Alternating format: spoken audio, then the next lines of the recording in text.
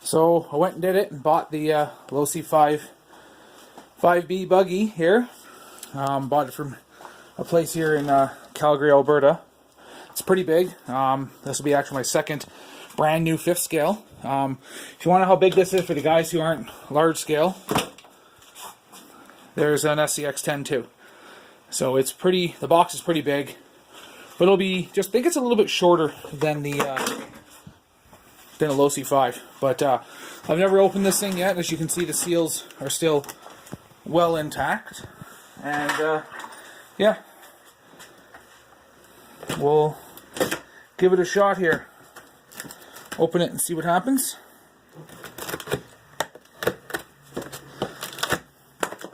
Not going to use anything fancy, just a knife.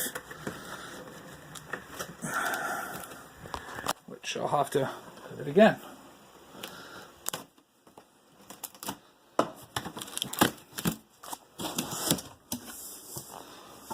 So there it is.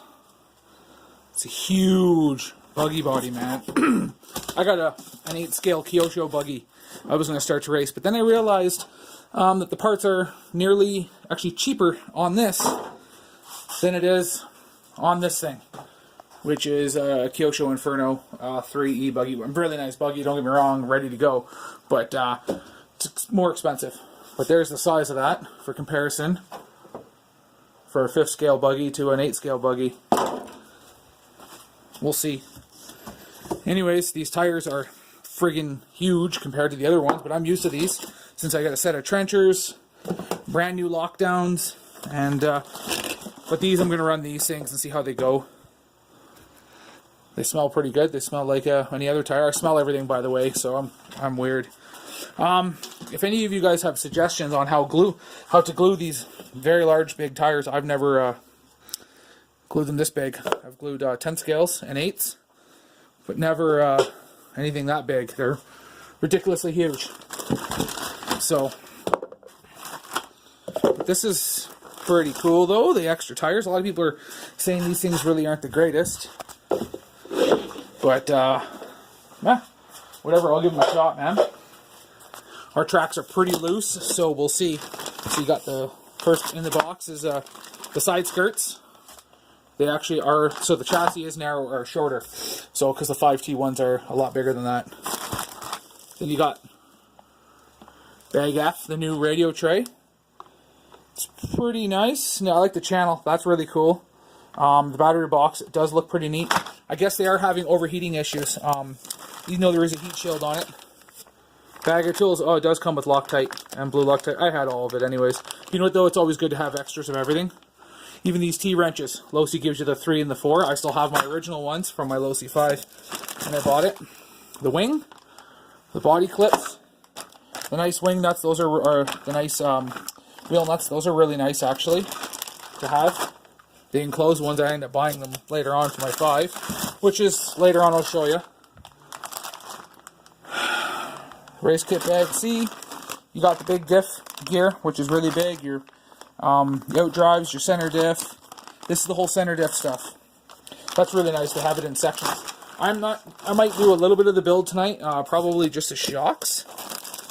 But just because I want to coat the bottom of the chassis with a protective coat. Okay, interesting. Bag A is the gas tank and the brace and the steering stuff. I like the gas tank on this. I did get from a guy on these buy and sell groups, I did buy the remainders of a converted 5B gas to electric. I bought it for about $150 for the conversion, so I've actually already pre-built the engine with all the parts. So I already put this on, the air filter on, I had extras, and I haven't put the exhaust on yet because I need to get it welded. I'm doing the Zenoa Brapcan mod for now, until I can get a Bartolone. Well, anyways, the exchange rate is really bad right now. It's 72 cents on the dollar, so everything is costing about 40% more than the Americans pay. Like this kit was $12 or $16.50 plus 5% at Horizon Hobby. If I were to buy this thing with everything all said and done, without the hobby shop's discount, it would be about $2,200. So bag B is your shock towers, rear diff stuff, diff cases, your hubs and everything. You know, I don't kind of like the way they bag it. They kind of just throw everything together, but it's kind of cool because this is probably all your rear stuff. I'm used to, I've built a lot of team associated kits. Lots of axial kits, like my SCX-10 too. I built that from scratch. I like building them, personally. There's the shocks. Shock bodies, aluminum, the hard anodized, machine Delrin caps. All the good stuff. This does look pretty good.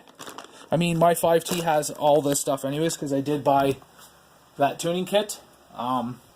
So, and I put most of the upgrades on it. I mean, the shock bodies, you know, they're pretty decent. Everyone goes with MIPs or the other company, they're IRCs. But, you know, I think the 5T shocks are decent. Just, if you don't set up it right, you'll blow the bottoms out.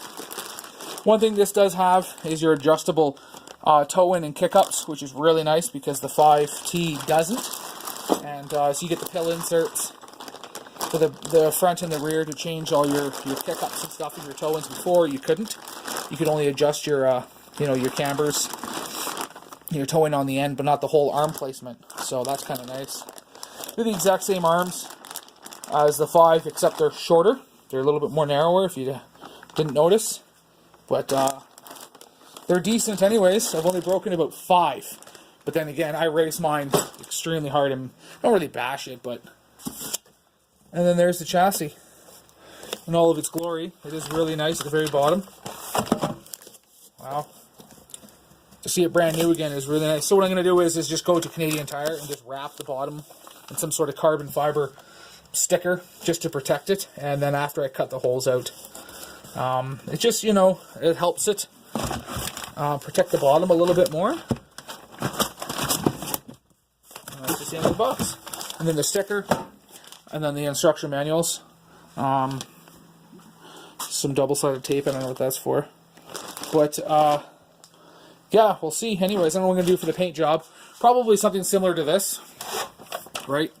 This is a really nice blue that I did. I don't know if you can see it very well. I did it on that, then I did it on this MO5. So it does look pretty nice. I like it anyways, the fleck.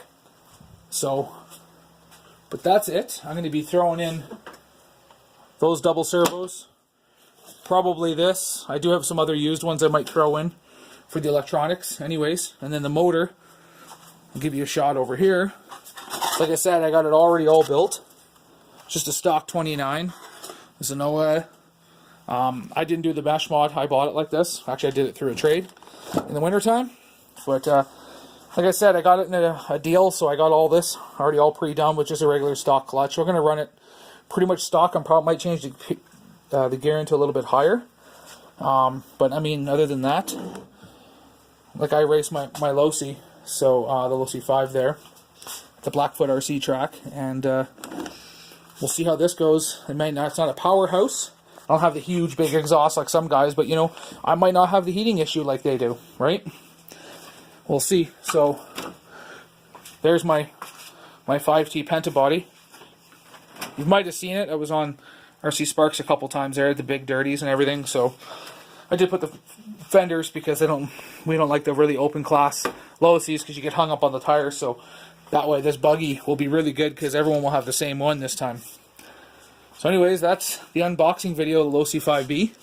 The first video I've actually ever done. Hope it's okay. It's done on my my cell phone here. So anyways, alright, have a good one, guys. Bye.